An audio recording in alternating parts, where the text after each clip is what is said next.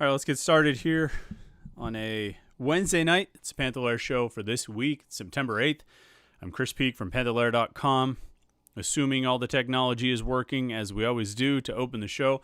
We don't test any of it. We don't check any of it. We just push go, and here we are. Hope everything's going well for you this week. Obviously, if you're a Pitt fan, it's been a good couple of days, unless you chose for it not to be.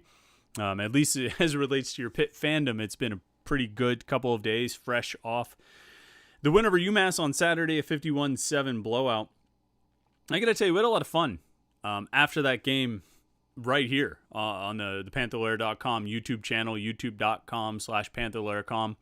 We had a post-game show, went live. I don't know, that was a home game, so it went live a couple hours after the game ended. That'll be the case because home games I'm attending, stick around, go to the press conferences and things like that, and then come home and get settled in and fire up the YouTube machine. So I think that was a 4 o'clock game. We started the post-game show around 9:30, 9:45, something like that. This week, Pitt's at Tennessee, noon kickoff. We'll probably fire up the post-game show. I would say we'll be going live by 4 o'clock, I think, at the latest. Because I'm not gonna travel for this one. Jim Hammett's gonna go on the road. So Jim will have the post-game coverage there. I'll check in on the post-game press conference. Kind of keep an eye out there if there's any news updates or anything we need to discuss on the post-game show, and then we'll get rolling. Of course, I'll tweet it out and put it on the message boards that we're going to have a live post-game show. But that was a lot of fun on Saturday. Doing the post-game show was a lot of fun, and that was after a win. We know it's always more exciting when people get on a post-game show after a loss. But that was after a win. We had a good time there discussing that. So if you are into if you enjoy these podcasts, if you enjoy these live streams on Wednesday nights, stick around and check us out after the game on Saturday. Like I say, I'm thinking no later than 4 o'clock we'll go live, and it's instant reaction. We'll sit here and we'll talk for an hour or less or more, whatever it takes, and it was fun. Had a lot of good interactions, a lot of good engagement. It was entertaining. I had a good time, and I hope you did as well. I think it did help that they won the game, but again, I was looking back. I think one of our first post-game shows that we did, we might have gone live after the Boston College game last year. I think that might have been the first one. We definitely went live. I was looking back through some of our old videos. We went live after the Notre Dame game last year. That was a lively conversation. Sometimes the losses bring out even more discussion than the wins, and that's certainly the case on the Panther-Lair.com message boards. I often say that if you're a Pitt fan, there's a couple things you like to do. One, you like to watch Pitt sports. That's one of your favorite things to do, I would presume, even if it causes you pain from time to time. But the other thing you like to do is talk to other Pitt fans about Pitt sports, and that's just kind of that's a natural thing for fans to like to do, is talk to other fans about sports. And I think Pitt fans are not unique in that regard. Our Pitt fans are no different. Pitt fans like talking to other Pitt fans, and the message boards at Panther-Lair.com, quite frankly, are the best place for you to talk to other Pitt fans. I think it's the best online community of Pitt fans you're going to find at Panther-Lair.com, Pittsburgh.rivals.com. And, I think if you want to talk to other Pitt fans about Pitt sports, that's the place you want to go. And certainly it's been the case this week. Lots of discussion in the aftermath of the UMass game. A lot of people have optimism from the game and confidence from the game. Some people have some concerns that they saw, and I think we talked about some of that stuff on Saturday night after the game. We'll talk about it here as well on this midweek Panther-Lair show. And then a lot of people watched the Tennessee game and got an idea of what the Volunteers are all about, and making some judgments and some expectations for that game as well. And, this being a road game, a lot of people are traveling, but a lot of Pitt fans are not. Well, this is the place you want to be during the game, is on the message boards at Panther-Lair.com. I think it's a very passionate group of Pitt fans, some of the most passionate Pitt fans you're going to find, and they are all there together hanging out and interacting on the message boards at Panther-Lair.com.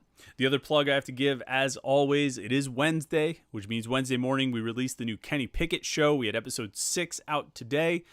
We talked a little bit about the UMass game, what stood out to Kenny, the good and the bad.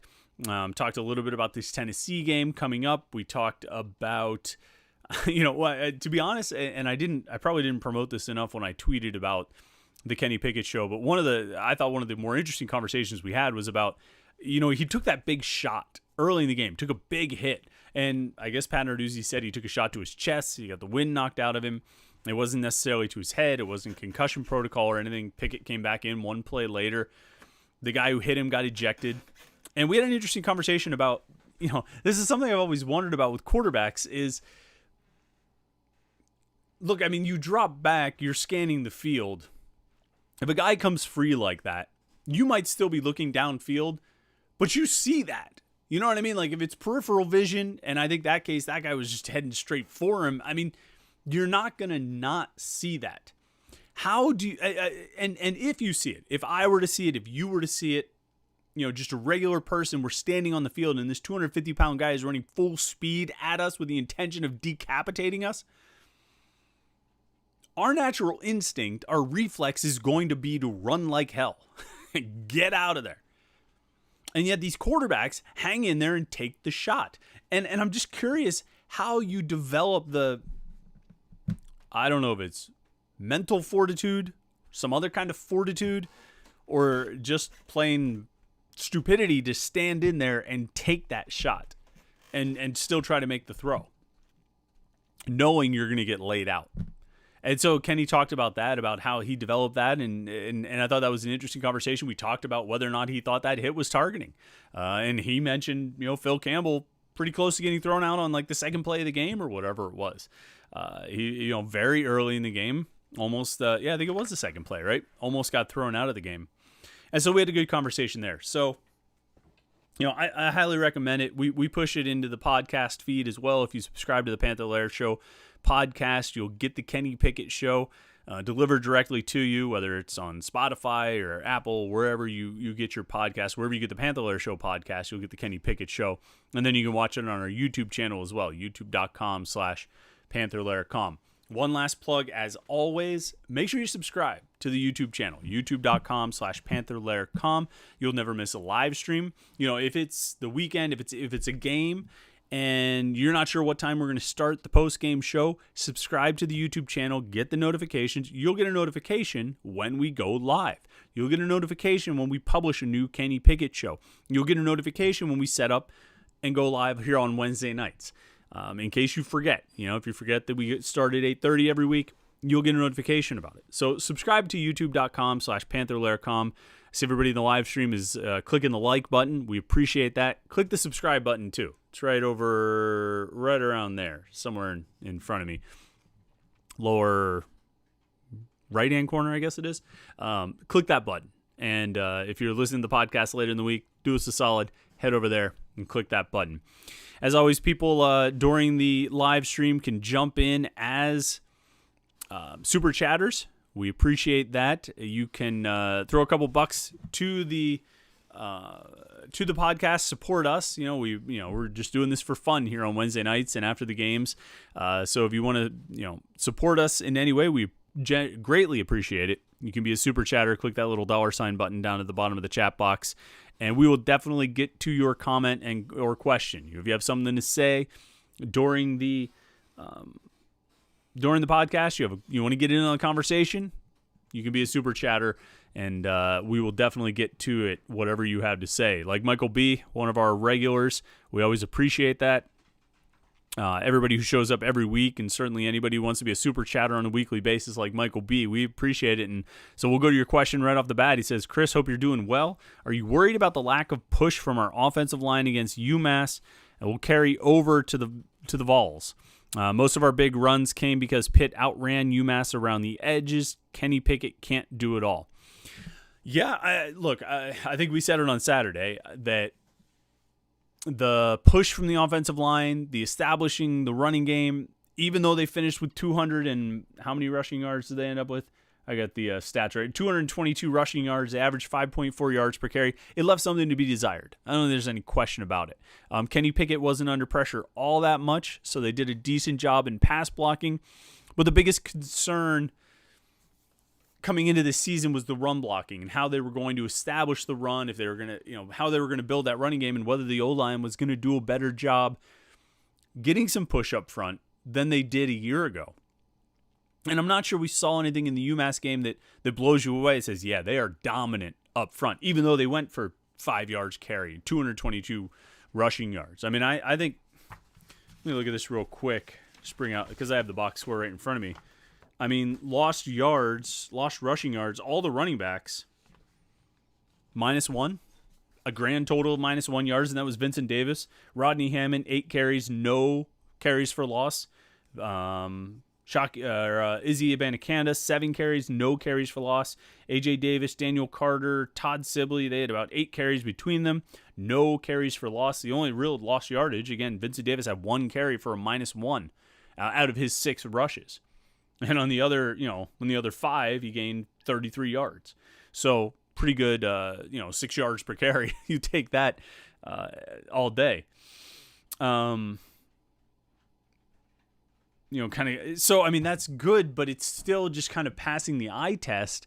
You look at it, and I wasn't blown away by their run blocking. Now, we're always going to have the caveat of what did they show? What did they hold back? What did they try to, not put on tape for Tennessee?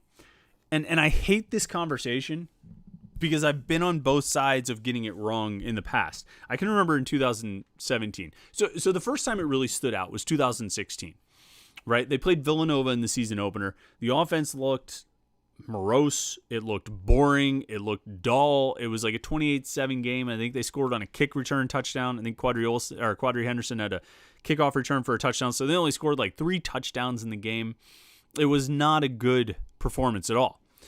And we came out of that game, and I remember the whole week, Pitt fans everywhere spent the whole week talking about how terrible Matt Canada was and how bad that offense was going to be and how boring it was going to be and how they were going to struggle all year.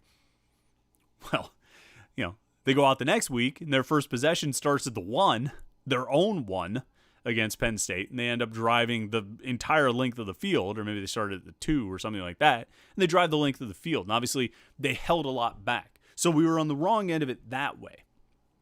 Now, you fast forward a year, in 2017, the Youngstown State game, they go to overtime to beat Youngstown State. Jester Weah, I don't think he had a catch until overtime when he caught the game winner in overtime.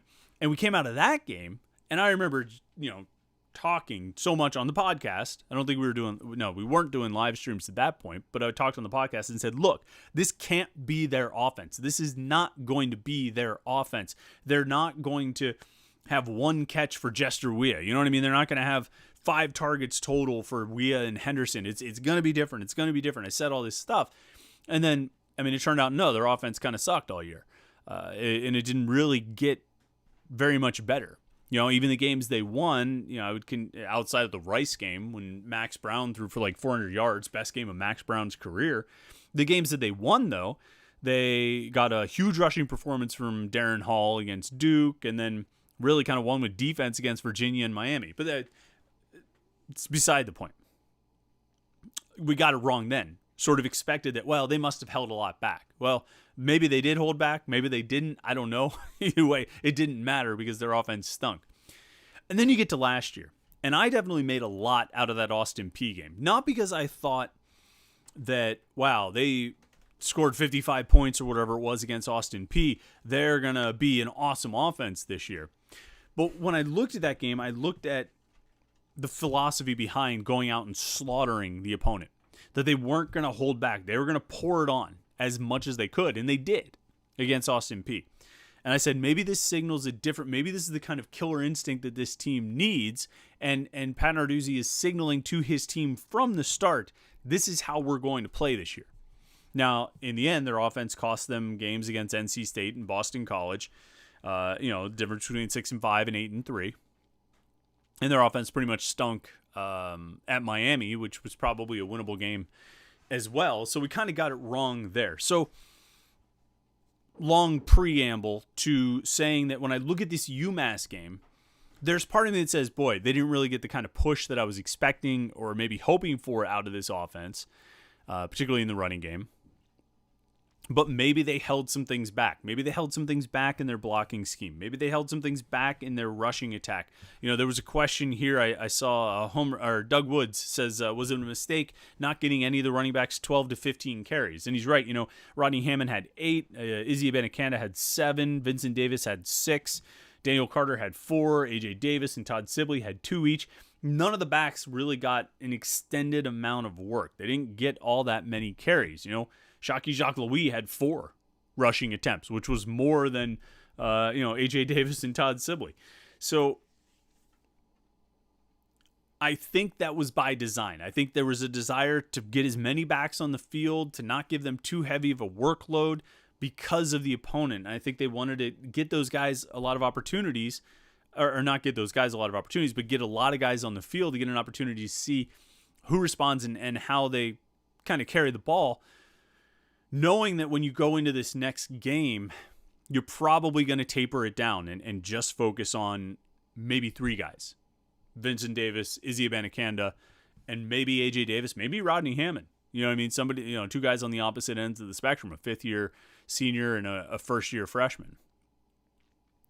But it's hard for me to assume that sort of the eyeball test on Pitt's rushing attack and run blocking, that they didn't really look all that impressive. It's hard for me to assume that was not necessarily by design, but kind of a product of not wanting to show too much. I don't want to sit here and assume that because, like I said, we've made that mistake. I've made that mistake in the past. So we'll find out more this week about where this offensive line is with its run blocking. I know looking at the grades on Pro Football Focus, Marcus Minor graded out really well. Jake Cradle graded better as a pass blocker than a run blocker. Carter Warren graded out fairly well. But we'll find out more when they play against Tennessee, because for whatever Tennessee has been, they've still recruited relatively well. And I think they're going to have, they're obviously going to have a more talented defensive line than UMass had. And so this is going to be a better challenge. Now, this will be a more dialed in game plan. This will be a more maybe specific game plan. Like I say, I think they're going to be more sort of intentional with their running backs. And intentional is probably doesn't entirely convey what I mean, but I think you understand what I mean, that I think they're going to have a real plan of how they want to deploy the backs. When Abanikanda comes out, he might even start the game. I wouldn't be surprised to see him as the number 1 back coming out to open the game. And when Vincent Davis gets in there, I said after the game on Saturday that Vincent Davis didn't play at all in the first half for whatever reason. And we may never know the real reason of why he didn't. I don't know what the real reason is. We may never know what it was, though, if there was something other than what Pat Narduzzi said. But when he got on the field, I thought Vincent Davis looked as good, if not better, than he has ever looked in his time at Pitt. And that's was sort of the purposefulness of his rushing. I thought he ran with something to prove. I thought he ran with a lot of heart, I guess, would be one way to say it. And so I think he's going to be in the mix. And then we'll see with Rodney Hammond or A.J. Davis or Todd Sibley. We'll see which other guys roll in there. But I think it's going to be mostly 3 guys. And this game's going to give us an idea of what Pitt's rushing attack will look like more or less for the season. And that's not to say they can't improve or get worse over the course of the year. But I think what we see on Saturday is probably going to be a pretty good indicator of what we're going to see all year long. So that's going to be, as is going to be, it's going to be the case all year, that every game Pitt plays is going to be determined by the Panthers' offense. Pitt's offense is going to decide who wins each game. I'm pretty confident about that. I still have questions about the secondary. I need to see those guys excel, and I said that after the game too. They weren't tested against UMass very much. They're going to be tested more maybe this week, and if not this week, down the road once you get into ACC play, they're going to be tested more than they have been. But I think that front 7 is going to do a really good job controlling the line of scrimmage against just about every opponent. And they're going to make it very tough to run the ball. And I think they're going to more or less control the line of scrimmage. And they're going to impact the passing game because they're going to get to the quarterback. But it's just going to come down to whether or not Pitt can score. And I think they're going to have to run the ball, even though they were intent to just throw it. They were intent to throw it a lot early on. They're going to have to run it, though. I mean, that's going to have to be a part of it. Michael B follows up with some more super chatting. I appreciate it, man. He says, I wanted to ask, what the hell is up with Taysier Mack and all his drops? It's really not improving, and it's been happening way too much. Doug Woods follows up, how many more drops can Mack have before he drops down the depth chart? Good one, Doug.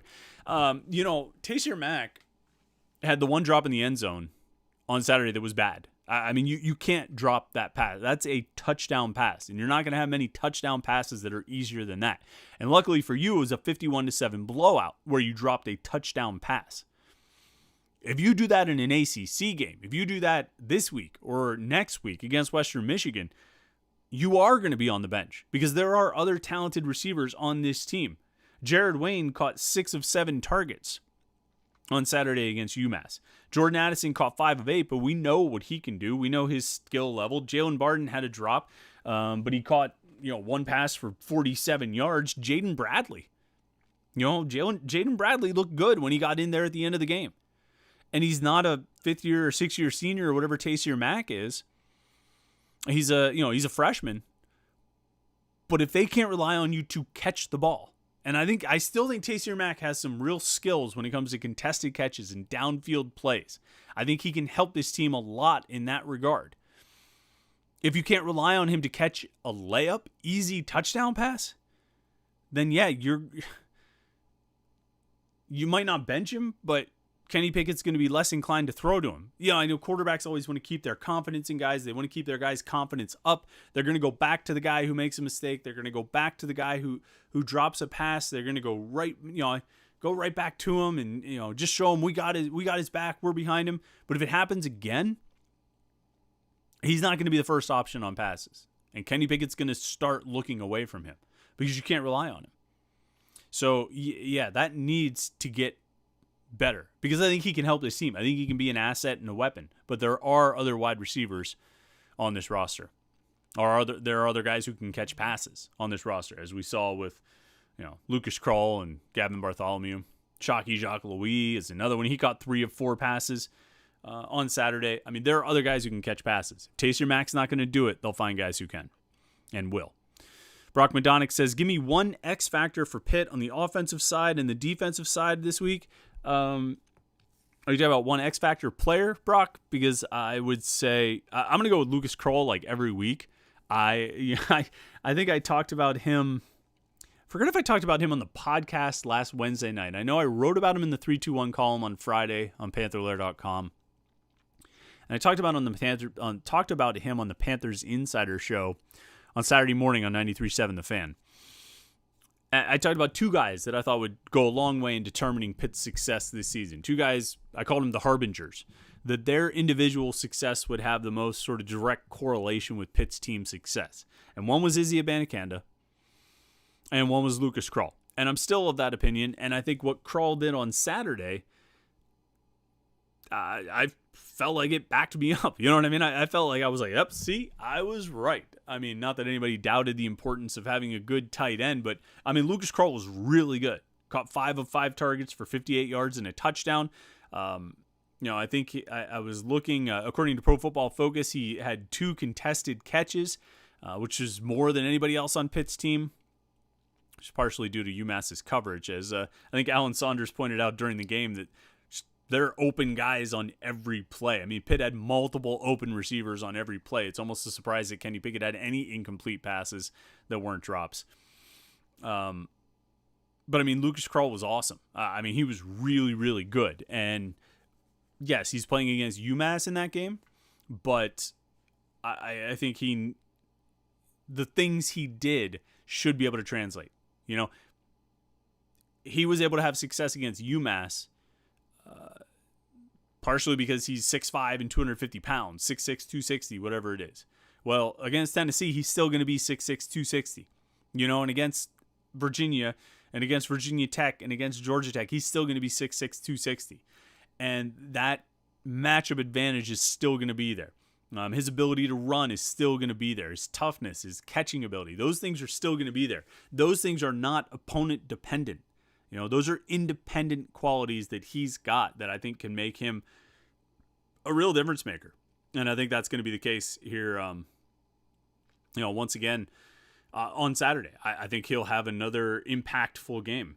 The X factor on defense, and we'll talk about this, throughout the show, I'm sure, as we continue to talk about Tennessee. Defensive ends, all of them. Habakkuk Baldonado, John Morgan, Deion Hayes, Deslin Alexandra, assuming he's back in the mix out there. If some of those, if Chris Maloney and Nate Temple get in there, whoever's out there, they've got to play well, not just in sort of the traditional defensive end modes, but they need to do a good job of containment. Joe Milton is going to want to run. I think he was Tennessee's leading. No, he wasn't Tennessee's leading rusher. He scored 2 touchdowns, right? He had a big part in Tennessee's game, win over Bowling Green last week.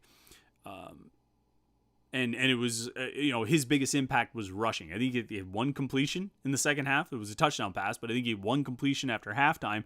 That team just wants to run all the time, and that's great for Pitt. A team that is run heavy, that's a good thing for Pitt, because we all know they're built to stop the run. Now, as long as you don't get sucked into a Rutgers 2008, all they're going to do is run the ball, and so they drop into play action all the time and drop dimes over your head all game, or at least throughout the first half. As long as you don't get sucked into something like that, this a heavy run emphasis from Tennessee plays right into Pitt's hands. The one X factor is Joe Milton, because a quarterback who can run can cause some problems. That's dangerous. And one of the keys to that is that your defensive ends, they want to get after the quarterback, no question about it, but you can't lose contain. You can't let him get outside the pocket. Now, the tackles are going to have their jobs to do inside too. If he, tries to run a draw and take off up the middle or something like that, and then, linebackers get involved, tackles, but the ends have to contain. And when we talk about, this is the kind of quarterback that kills Pitt, the issues have come when the defensive ends have not done a good job of sort of sealing off the edge and keeping the quarterback in the pocket. If you keep him in the pocket, I don't want to say something as ridiculous as I don't see how Tennessee wins, but if you keep Joe Milton in the pocket, I think you've got a great chance of pulling this one off. So that's the key for me. On the outside, or at least on defense, is the defensive ends keeping that edge, keeping Joe Milton in the pocket, and not letting him break contain and take off and run. Homer Simpson says, big game. This could set us up for enough confidence for the whole season. Yeah, I'll say this, and I hope I maintain the same. I'm going to try to maintain the same mindset on Saturday, if they come out of it with a win. I'm going to try not to overreact to this game if Pitt does win it, okay? Because this game is not going to make or break the season. I don't think this game is going to set them up for, like you say about, it's going to create, it'll give them confidence for the whole season. I don't think this game is going to make or break the season. I don't think this is any kind of must win or crucial game. It's important because it's game 2 on the schedule. Now, it's an opportunity to go to an SEC team on the road and win the game. You know what I mean? A road win against the SEC, that's a good win. That's the kind of win that gets noticed, even if it's an SEC team that's down. We know it's been since 2008 since Pitt beat a Power 5 non-conference opponent on the road. 2003, the last time it happened, and when it wasn't Notre Dame. It's been a long time. Pat Narduzzi has not done it. You go back to 2019, they lost at Penn State. 2018, they lost at Notre Dame. 2017, they lost at Penn State. And, 2016, they lost at Oklahoma State. 2015, they lost at Iowa. You can go back through the list. It's been a long time since Pitt has won a road game against a non-conference Power 5 opponent. And so that would be big. That would be huge. But it's not going to mean a damn thing when they play Western Michigan. This could be a statement game. Maybe it is a statement game. It quite possibly could be. I remember in 2008, just to come back to that season again, they beat Iowa 3rd or 4th week of the season. It was a game at home, and they talked about it before the game that it was a statement game. Well, that team needed to make a statement because they lost to Bowling Green in the season opener. They needed to make a statement. Now, their statement really came a week or two later when they went to South Florida and won on the road on a Thursday night against a top 10 opponent. And again, that statement still didn't mean a damn thing a few weeks later when they lost to Rutgers by like 20 or 30 points at home. So, I do believe in momentum throughout the course of a season. This game is week 2. It's against an opponent that probably is not going to have a great season. And it's kind of separated from the games that really matter. Because you win this game, woo, we're hot, man. Got a lot of momentum. Here we go. We're ready to rock and roll. All right, let's go play Western Michigan. And I mean, not that you should overlook Western Michigan. They obviously should beat Western Michigan. Maybe that creates momentum going into Western Michigan and New Hampshire. I don't know. But if you put this game right before the ACC schedule, maybe it creates momentum heading into the conference schedule. The reality is this Pitt team needs to take week by week all the cliches about go 1-0 this week, just got to beat Tennessee. That's the only thing that matters. It's James Franklin where he tweets the name of the school 100 times or something like that. I mean, that's what it has to be. And that's what's important, is that Pitt has a chance to go 2-0 this week. And all those other storylines we'll write about. We'll write about how they haven't beat a Power 5 non-conference opponent in 13 years on the road. We'll write about all those things. How the SEC opponent, they haven't beat an SEC opponent since the BBVA Compass Bowl, in January of 2011. We'll write about all those things. But what's really relevant for this team is getting a win number 2, so they have a chance to go 3-0 against Western Michigan. You know what I mean? So they have a chance to go 4-0 against New Hampshire. So they have a chance to have a perfect non-conference record and go into the ACC schedule at 4-0 and potentially ranked. That's what's relevant. And I'm saying this ahead of time, not as like hedging my bets because I think they might lose. I think they will win. I think they should win this game. And I'm still going to come out of it on Saturday. I don't intend to sit here on Saturday afternoon, even if Pitt wins big, and say, this was the game that decided that Pat Narduzzi finally arrived. This wouldn't be. I mean, if they win this game, would it even be a top 5 Pat Narduzzi win? I don't think that we're getting way too sidetracked here, but this is an important game because it's the next one, and that's the reality of it. Let's see here. TRR says, do you think Vincent Davis and Izzy Abanikanda get the bulk of the carries this week? I think so. That would be my guess, that those two guys are the top 2 running backs that we'll see Abanikanda work a couple series. If it was me, all right, I guess I would say this. If it was me going into this game and I'm Pat Narduzzi, I'm Mark Whipple, I'm Andre Powell, I've got Izzy Abanikanda out there for the first 3 drives, unless there's like an extended 13 play drive, then maybe midway through that one I'm going to switch it up, and put in Vincent Davis. But I'm going to give Abanikanda at least the first 2 drives, maybe the first 3, and then bring in Izzy, or bring in Vincent Davis. Maybe first drive of the second quarter, I'm bringing in Vincent Davis. That's how I'm going with a true traditional sort of running back rotation. And it's not necessarily by committee, but I'm going to go first 5-6 drives and see who's really hot. And I'm not going to rotate every play. I'm not going to rotate every, series of downs. I'm not going to rotate every, every possession or anything like that. But I'm going to, that's who I'm riding with. I'm riding with those guys, and then I'll if I find room for Rodney Hammond or AJ Davis or Daniel Carter or Todd Sibley, I'll get those guys in there where I can. Bobby Fitzmaurice says Kenny Pickett threw 2 touchdowns against UMass. He averages 13 a year for his career. I think for Pitt to win 9 to 10, he will need to throw 20 plus this year. Agree? Disagree? Thoughts? Yeah, I agree. I totally agree on that, Bobby. I mean, I'm not going to set a number that Pickett has to hit, but I am always kind of shocked when I look at his stats and see the touchdown totals, on a yearly basis. So I'm going to bring up his stats right now. So, I mean, obviously 2017, he had 1 touchdown pass, but 2018, he plays 14 games and has 12 touchdown passes. 2019, he gets into Mark Whipple's offense, throws 469 passes, 289 completions, and he has 13 touchdowns. Last year, he throws 332 passes, completes more than 200 passes, More than 200 completions, and he has 13 touchdown passes. Those are remarkable numbers in kind of how low they are.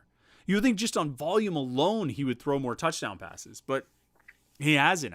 But I agree. I think for Pitt's offense to have a good year, he needs to get into the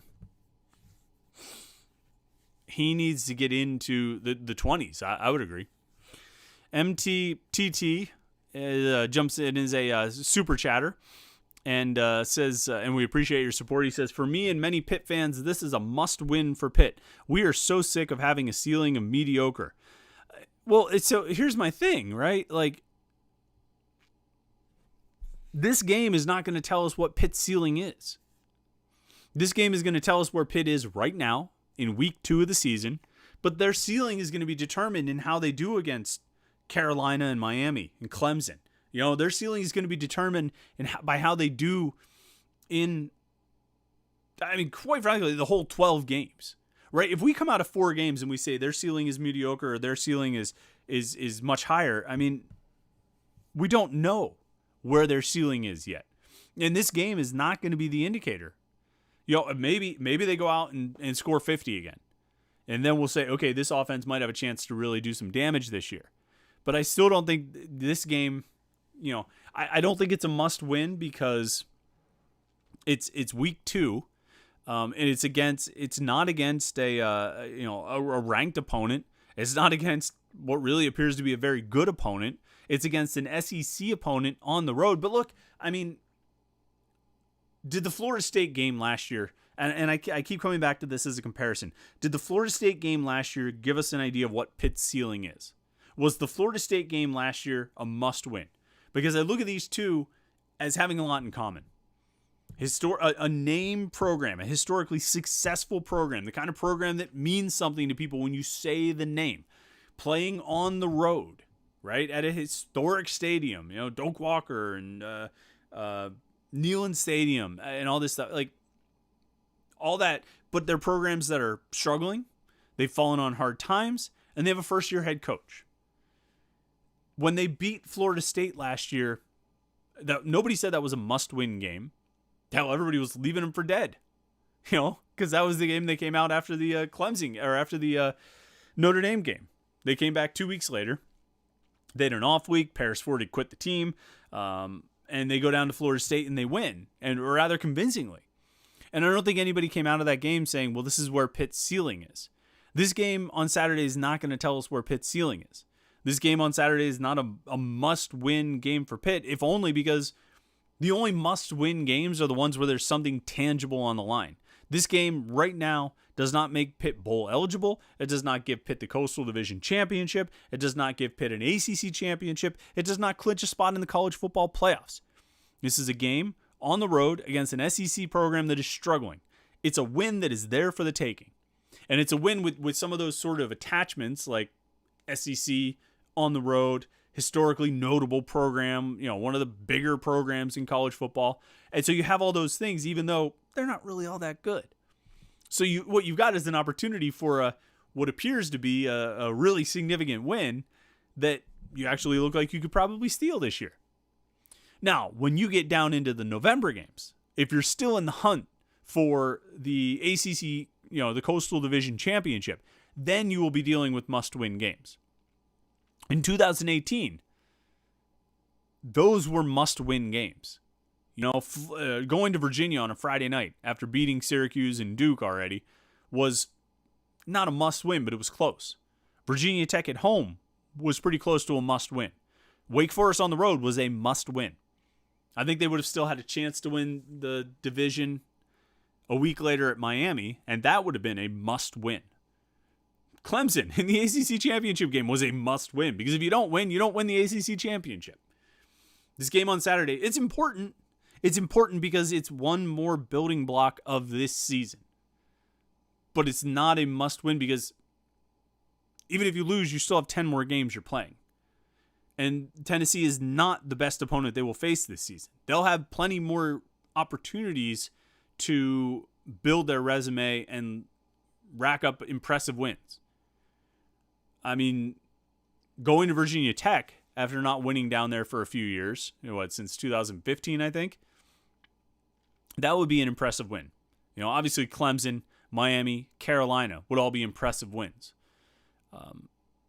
More impressive probably than this one. So I don't know. I mean, and I'm not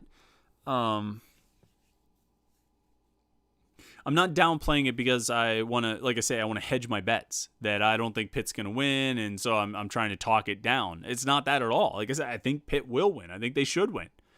I'm not going to crown them if they do, and I'm also not going to crucify them if they don't. I have to remember that line. That's good. Crown them and crucify them. William Schroeder says, is it just wishful thinking on my part, or did Kenny Pickett seem to have a little better touch on his shorter passes? Yeah, possibly. I wouldn't disagree about that. I thought he seemed like he did a decent job. I think he still could have hit guys in stride a little bit better. I thought some of the deep passes, I think he was 2 of 6 on attempts more than 20 yards down the field, which, I mean, you're not going to have a high completion percentage on those passes, but I thought some of the ones that the 2 that he did complete and maybe even 1 or 2 that he didn't, he could have done a better job of leading the receiver and hit the guy in stride and potentially, when you've got guys like Jordan Addison and Jalen Barden out there, just don't underthrow them. If they're streaking down the field with a defender right behind them, put it out in front of them so they can catch it without breaking stride. Because those guys are hard to beat in a foot race, And if they've got a step on a defender, do not make them have to slow up. You're taking away one of their biggest strengths. And I think that was my probably biggest criticism of Kenny Pickett coming out of that game. I just thought there were a couple opportunities where he could have hit some really big pass plays for big touchdowns and just missed them because he underthrew those guys just a little bit. Royce Beacom says, I see the pressure point for Pitt this Saturday will be on the secondary, as in how it reacts to the up-tempo passing attack. I mean, Royce, it depends on whether or not they try to throw. You look at what Tennessee did against Bowling Green. They really didn't want to throw it all that much. The bread and butter for Tennessee's offense is the running game, or at least it was in week 1. I mean, they threw 1 pass in the second half. So, or completed 1 pass. They only have 1 attempt. They might have had 1 attempt, 1 completion in the second half from Joe Milton. It was all running. And that's what they want to do. Now, you do have to be ready for up-tempo. You're really going to have to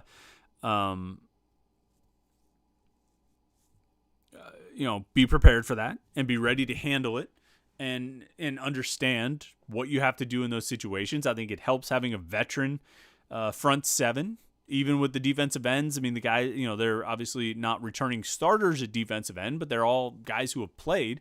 So, I mean, you've got veteran front 7 should be ready for it. Secondary is going to have to do its job, Chris says, kind of along those same lines, Chris says, Pitt's secondary giving up a big play here and there against Tennessee concerns me. The entire game, in my opinion, comes down to getting to Joe Milton constantly, which I think they can do. Their O-line seems thin. Yeah, and I think that's I think that's the key. I think you need to, when Joe Milton drops back to pass, you need to contain him, and then you need to hit him.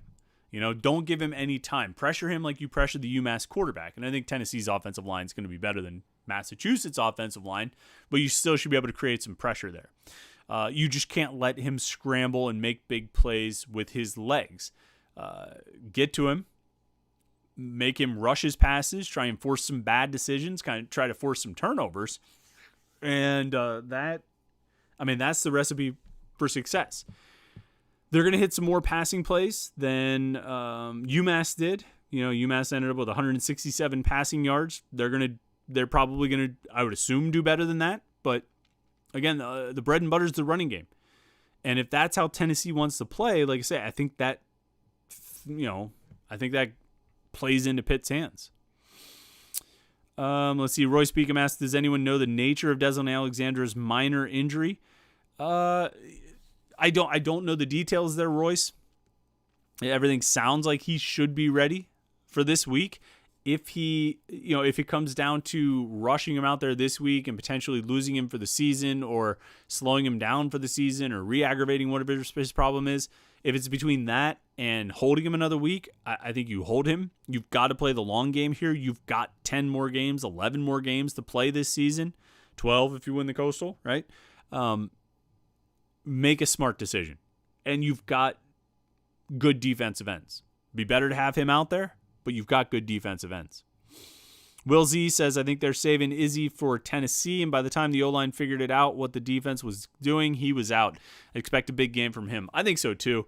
I know everybody was excited about Rodney Hammond. A lot of people were excited about Vincent Davis, and understandably. I mean, those guys ran well. They both averaged better than 5 yards per carry against UMass. They both look good. I mean, I can't say enough good things about Rodney Hammond and Vincent Davis. I still think Abanikanda is the man, and I still think when he gets out there on Saturday, he's going to be the man. He's going to get the lion's share of carries. He's going to get, handoffs. He's going to get passes. He's going to get tosses. He's going to get the ball a lot. And he's going to get an opportunity to show what he can do. Brock Madonic says, talking about the transfers, how do you think they fared last weekend? I think Marcus Minor did really well. I think he had a good game. Lucas Krull, obviously. I mean, if you want to talk all transfers, not just brand new transfers, MJ Devonshire played.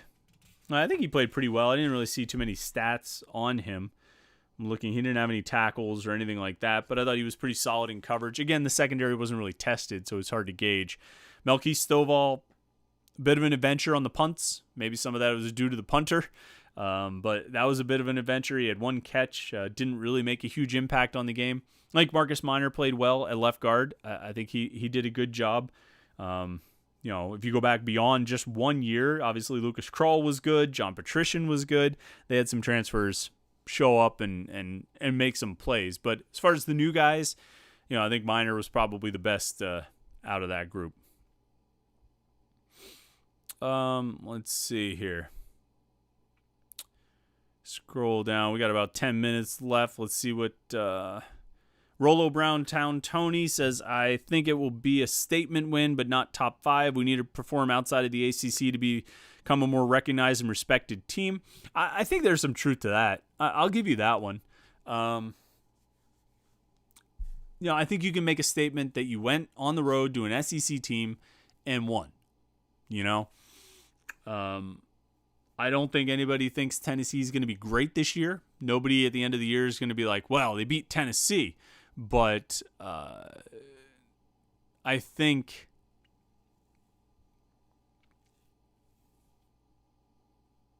I think you can make a statement about just that you went and faced a Power 5 opponent on the road, an SEC team, and came away with a win. I think that's the statement that is there to be made. That's the opportunity that is there to be made. And performing outside of the ACC, because look, we know that the ACC is a conference. The Coastal Division itself doesn't get a lot of respect. We know that people, tend to talk down, you won the Coastal, big deal. That's like winning the MAC or something like that. We know that's out there. Well, if you at least go take care of business against your non-conference opponents, particularly Power 5 teams, then you take away some of that ammunition. You know what I mean? You get people to probably respect you a little bit more. Steve Frankhauser says, what will Pitt do on offense that will surprise Tennessee? I mean, there's not going to be anything like it was in 2016, where all of a sudden there were all these jet sweeps and shovel passes and all this kind of stuff. It's not going to be like that. It's going to be the kind of thing that most of us don't really, like, as we're watching the game, say, oh, they did that time. They ran that route combination or this or that. But there are things that Tennessee will not have seen on tape. Blocking schemes, route trees, route combinations, all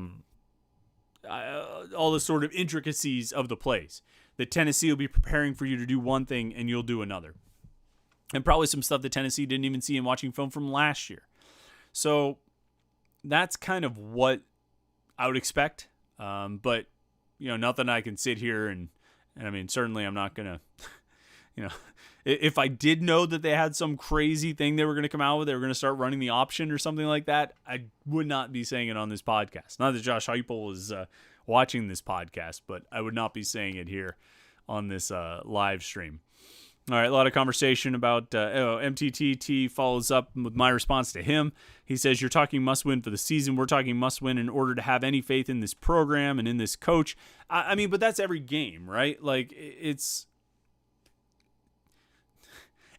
in our world of sports consumption, from social media to message boards to podcasts and all this stuff, every game is a referendum on the state of the program, right? You win, everything's great. You lose, the program's headed downhill. You should probably fire everyone. I mean, this is just what happens, right? I mean, and so this game, yeah, you're saying that, we have to win this game to have any faith in the program, have any faith in the coach. Okay, but then Western Michigan will come up again. And you know what?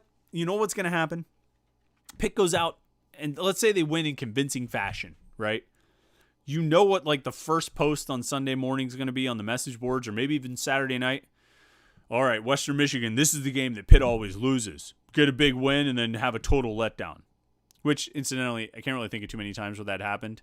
Well, 2013, they beat Notre Dame at home, and then they lost to North Carolina, right?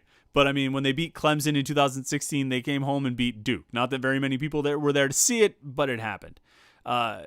You know those posts will come out. It's always a what have you done for me lately? It's always the reward for doing a good job is the opportunity to do an even better job. That's always going to be the case. Nobody is going to come out of the Tennessee game if Pitt wins saying, I believe in Narduzzi now. I didn't before, but I do now. Because there are 10 more games after that where there's an opportunity to change your opinion. So I just, Rollo Brown Town Tony says, the optics of the program. It's super important, the optics. Yeah, because there are going to be eyes on it. There are eyes on non-conference games like this, particularly early in the season. You're going to get noticed if you win a Power 5 non-conference game, particularly on the road. So I think there's an opportunity to get some attention if you win the game.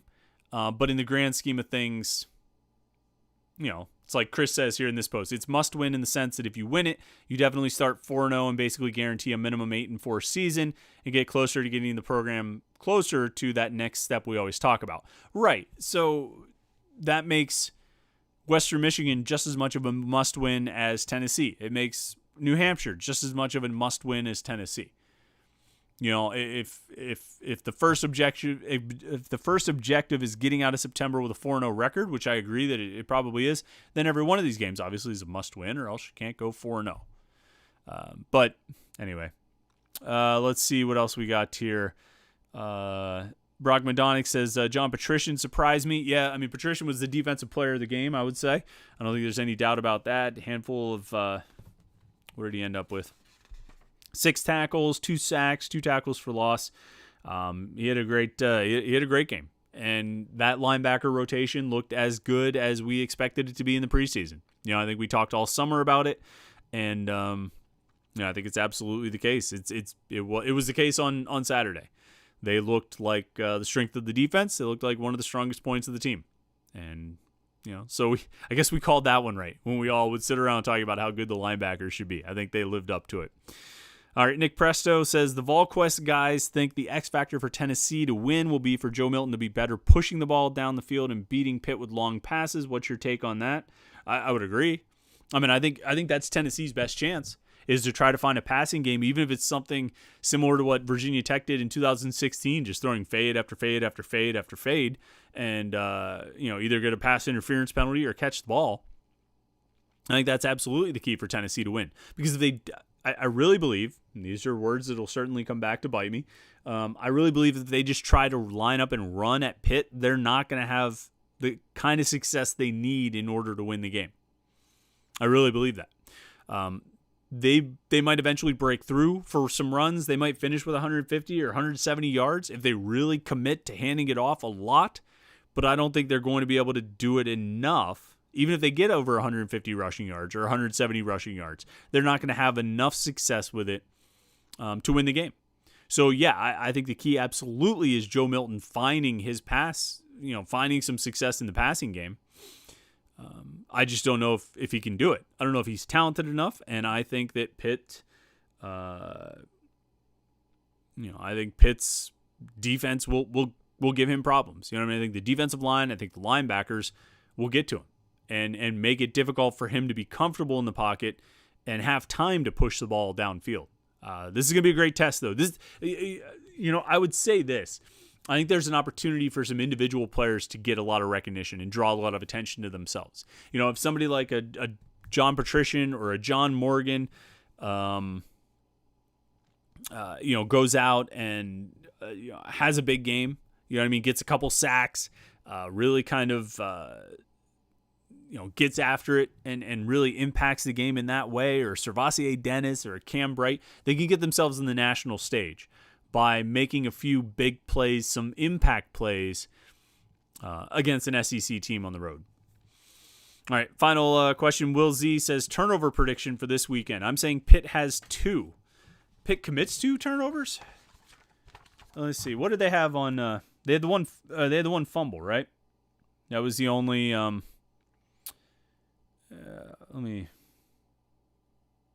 was fumbles. Yeah, Pitt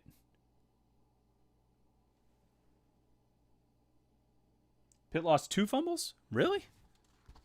That's what it says in the official box score. You remember that? No. Anyway, my memory's bad. I think Pitt will probably turn it over once, I would say, against Tennessee. And, they're obviously going to want to force some turnovers. I think... So my expectation, and we'll go to MTTT's question again as a super chatter. We appreciate it, man. I appreciate the support.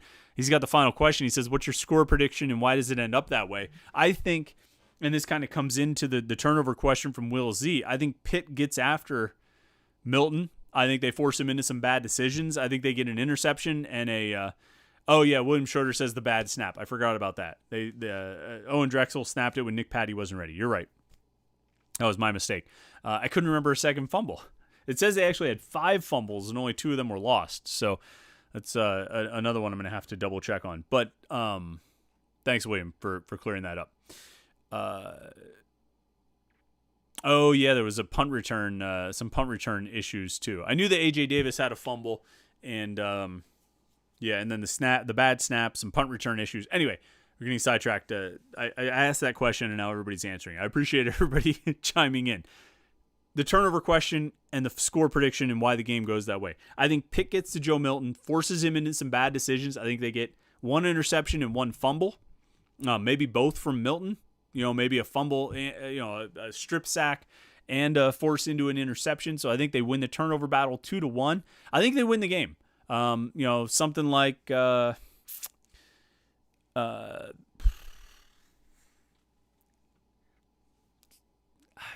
I almost, so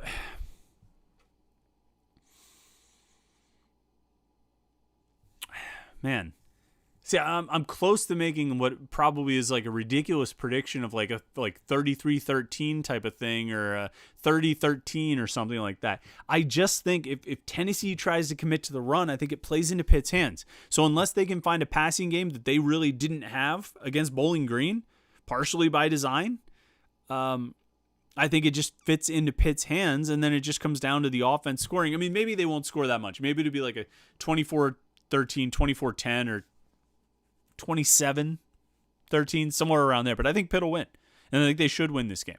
I really do. Donovan Milliken, one more super chatter jumping in, so we'll go to you. He just says, a Vols fan here. Should be a great game. Kenny Pickett is a great quarterback. Go Vols. All right, man. I appreciate you joining. I appreciate you jumping in and being a super chatter on the Panther-Lair Show podcast. It's nice to have a Tennessee fan jump in here. Bobby Fitzmaurice, he's got his predictions 35-17, Big Cats, assuming he means Pitt winning that game. I have such a hard time with predictions. I'm inevitably always wrong because I just never know how a game is going to go. I don't. But I do know that once the game is over on Saturday, we will be hanging out, having a Panther-Lair post-game show. Like I say, noon kickoff, probably going to be no later than 4 o'clock that we'll go live. We'll talk for half hour, an hour, whatever it takes to discuss the game, break down what we saw out of Pitt, Tennessee. So make sure you tune in for that. Subscribe to Panther-Lair.com on YouTube. It's youtube.com/Panther-Lair.com. Subscribe to our YouTube channel so you know right when we go live. Whenever we hit it, whenever we go live, you will get a notification so you can jump in and join the conversation. Will Z is he's got his prediction in here, and he's not confident. He says 20-9, a Tennessee win. Just have an awful feeling about the offensive line. Yeah, you might be right, Will. I think you're probably smarter than I am in that regard. And I mean that sincerely. I think you might be right that Pitt's offensive line could be an issue. Like I say, we'll find out about we'll find out at noon on Saturday where this offensive line really is with their first big test of the season. But like I say, we'll be here on the post-game, Panther-Lair post-game, breaking it all down right around 4 o'clock. So make sure you tune in for that. We'll have more conversation about Pitt. Stay tuned to the website throughout the week, Panther-Lair.com, Panther-Lair.com, Pittsburgh.rivals.com. It's the most comprehensive source of Pitt sports news on the internet. So if you want to follow Pitt football, Pitt basketball, Pitt recruiting, and everything else in between, Panther-Lair.com. We do this every Wednesday night at 8:30 in case this is your first time or you're listening to the podcast through the week. So make sure you tune in for that. And then on Saturday morning, 8 a.m., Panthers Insider Show on Sports Radio 93.7 The Fan. We get another hour of Pitt sports talk. So thanks to everybody for tuning in on the live stream here tonight. If you listen to the podcast through the week, thanks to you for listening. And have a great rest of the week. Enjoy it. It's a beautiful week in Pittsburgh. The rain rolled out. It's going to be nice the next couple days, I think. And if you're heading to Tennessee, have a safe trip. Emphasis on the safe. And enjoy it. Enjoy the weekend, everybody. And we will talk on Saturday afternoon. See how this Pitt game goes. Pitt at Tennessee, noon kickoff. We'll talk right here after it on the Panther-Lair post-game show. Thanks again, and we will talk to you on Saturday afternoon.